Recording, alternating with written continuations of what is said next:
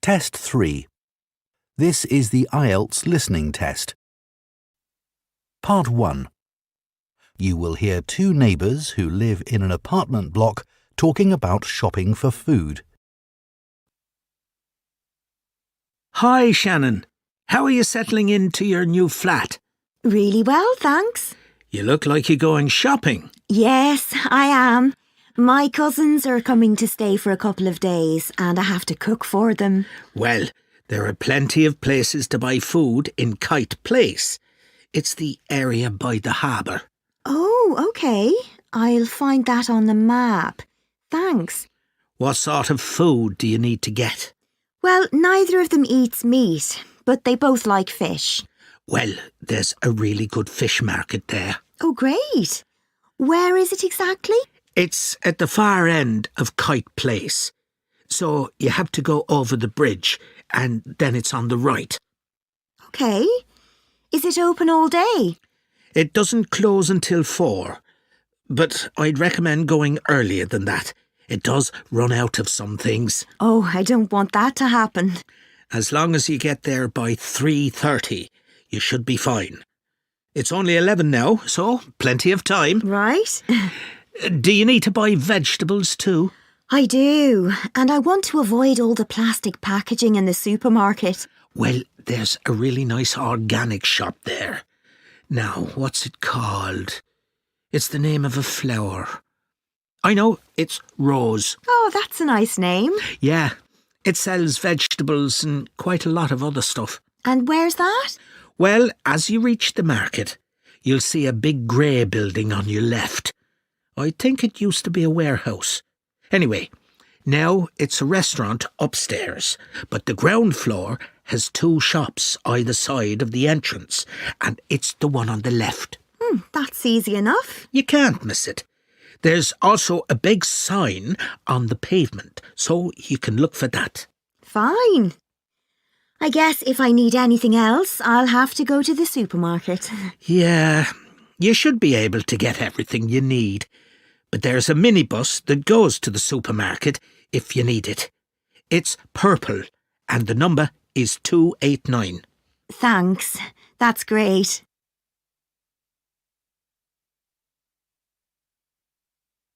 So, what do you need to get at the fish market? The salmon is always very good, and the shellfish. I'm going to make a curry, I think, and I need about 12 prawns for that. They'll have plenty of those. OK. Have you ever tried samphire? No, what's that? It's a type of seaweed. Oh. I just ask for a handful, and you fry it in butter. It's delicious. Oh, I might try that. How do you spell it? It's SAMPHIRE.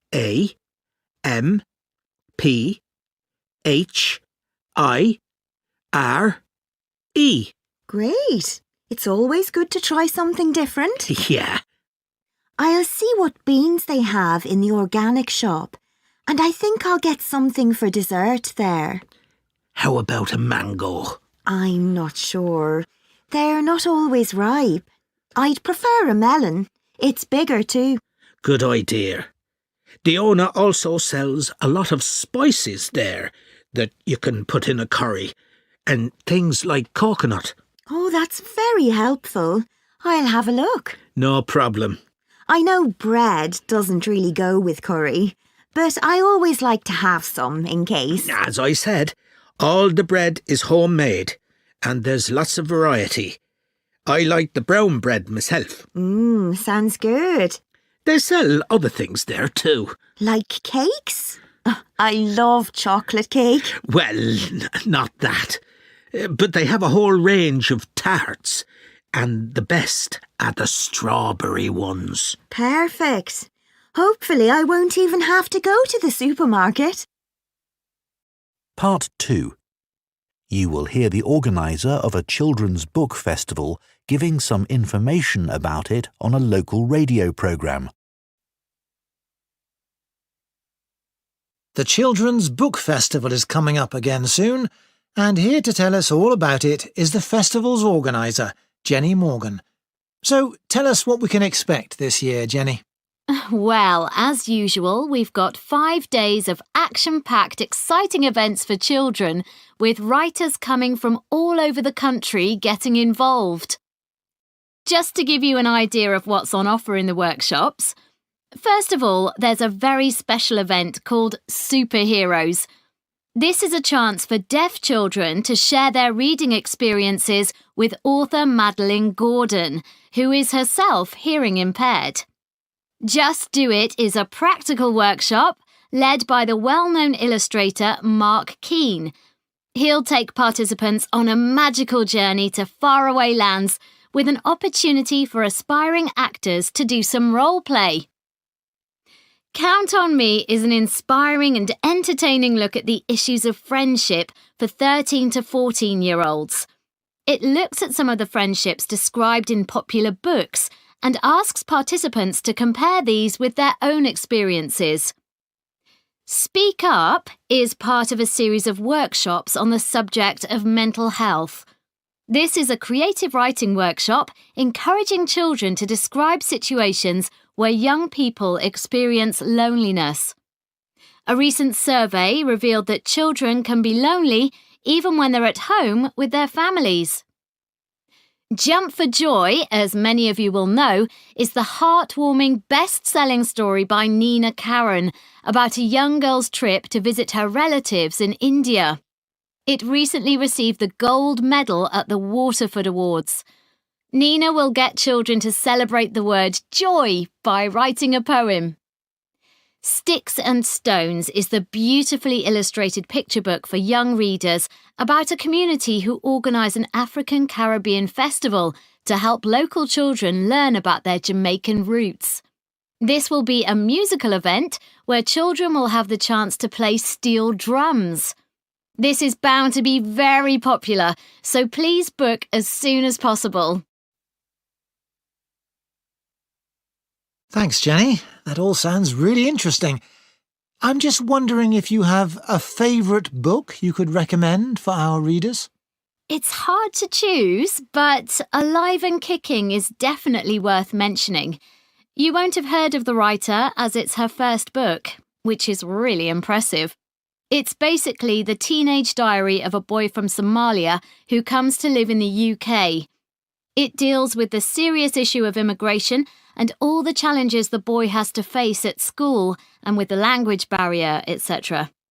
Usually, books like this are quite sad, but this one actually made me cry with laughter. On each page, there are simple but hilarious black and white stick drawings of the boy with his friends and teachers. At the end of each diary entry, there are new English words the boy learns each day, which may help develop some children's vocabulary. I think my kids would enjoy that. What about any advice for parents on how to encourage their children to read more? Well, this is something I get asked about a lot. There are so many distractions for kids these days that it can be hard to find time for reading. One thing I'd say is to make time to sit down with your child and share books with them. A lot of parents give up reading aloud to their children as soon as they learn to read independently, but this is a mistake. It's good to read more advanced books to them, as it helps to develop their vocabulary. If you don't have time for this, then let them listen to audiobooks. Often they'll want to read books they've listened to for themselves. I think it's a good idea to make a mental note of the type of books your child is reading. Often they just read the same genre all the time, which can get a bit boring. You can introduce new authors and genres to them. Librarians should be able to help you with this. Well, Jenny, I think that's really useful. Part 3. You will hear a trainee science teacher called Claire talking about her practical teaching work to another trainee called Jake. Hi, Jake. How are you getting on with the practical teaching? It's harder than I expected, but I've got some great classes. How about you? Not brilliant. I'm really struggling with my Year 12 science class. Are they hard to control?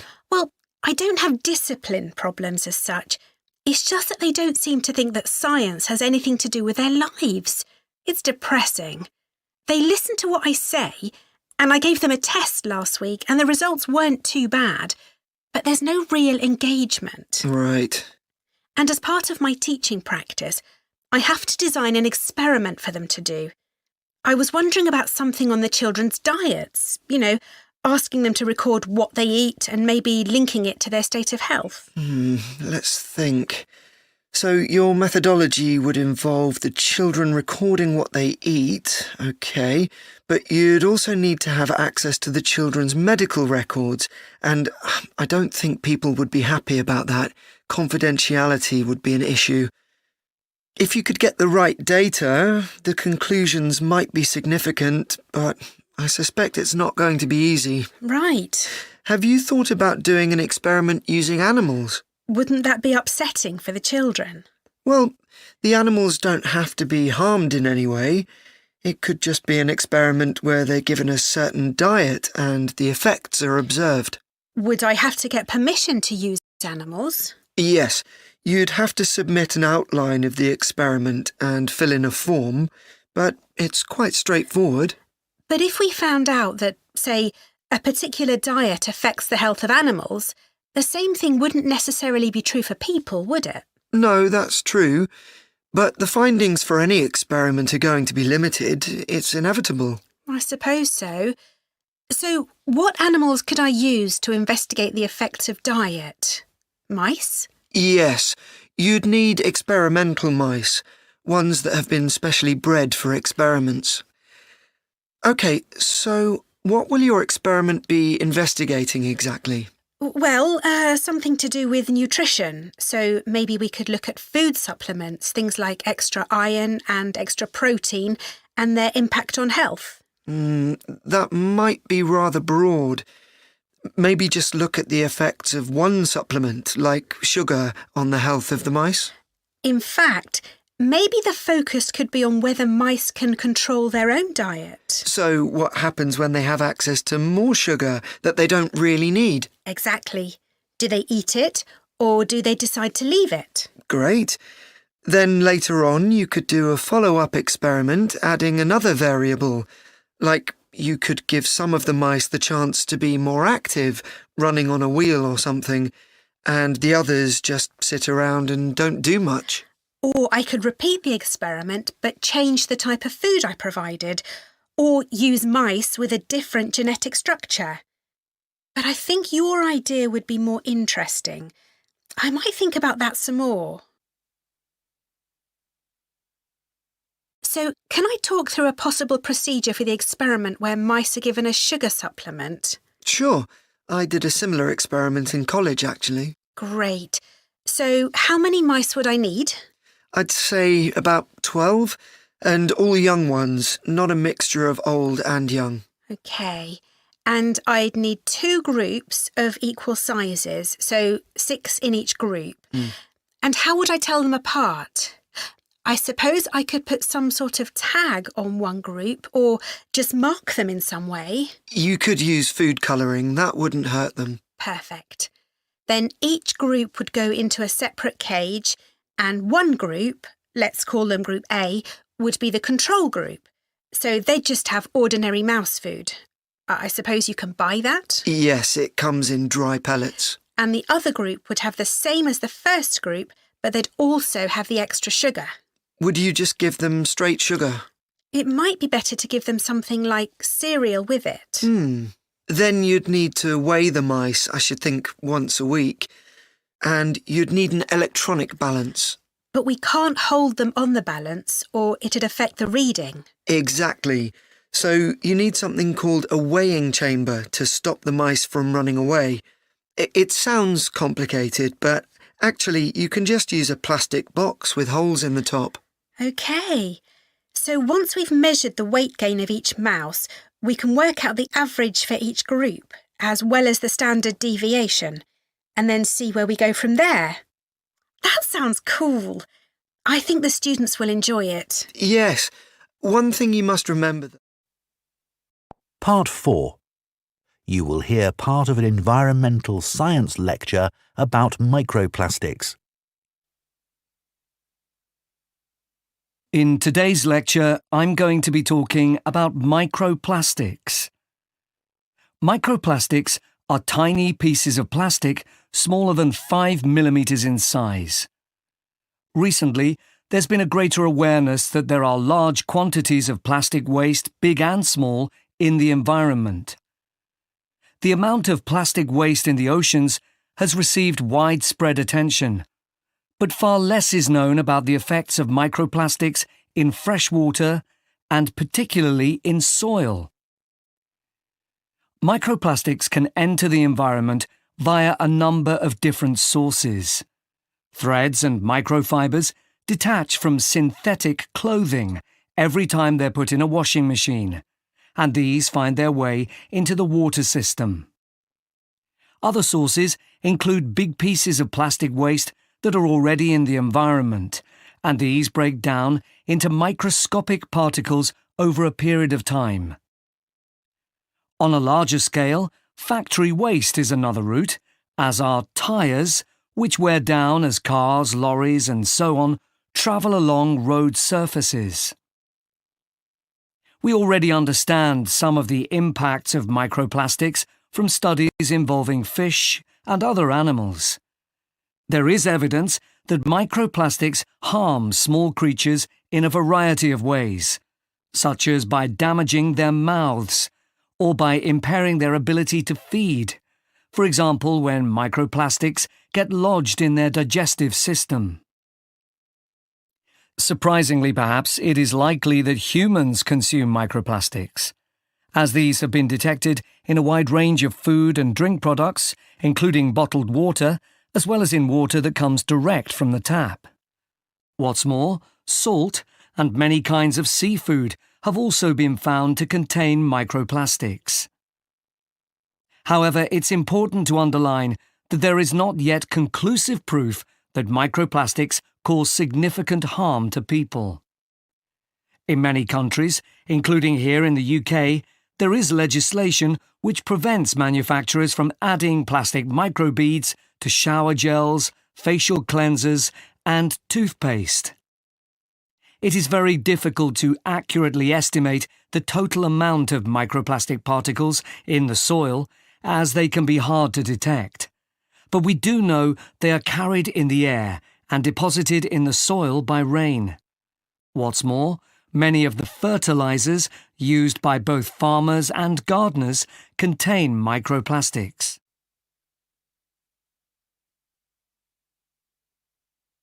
A team from the Anglia Ruskin University in Cambridge has carried out a study of the effects of microplastics on the digestive tracts of earthworms. These worms, which live in topsoil, are an essential component of our agricultural system. By feeding on soil, they mix nutrients into it, thereby making it more fertile.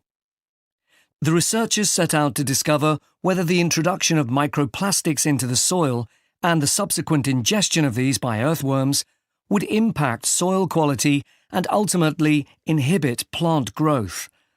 The short answer was yes, it did. After placing 3 different types of microplastic particles into the soil, they planted perennial ryegrass. The particles of microplastic, which included biodegradable PLA and conventional high-density polyethylene, or HDPE, were then ingested by the earthworms in the soil. The result was that the worms lost weight rapidly. What's more, a lower percentage than normal of the ryegrass seeds germinated, and the researchers concluded that this was a direct result of the earthworms being unable to fulfill their normal role in making soil more fertile. The team also discovered that there was an increase in the amount of acid found in the soil, and this was attributed mainly to the microplastic particles from conventional HDPE plastic. The conclusions of the study make for very interesting reading. I've included the reference in the notes to give you at the end of this session. To summarise, the authors proposed the idea that we need to regard soil as we would regard any other process in nature. This means we should accept the implications of soil being dependent on decaying and dead matter constantly being passed through the bodies of earthworms. That is, when soil becomes impoverished by the presence of microplastics, not only ecosystems, but also the whole of society are negatively impacted.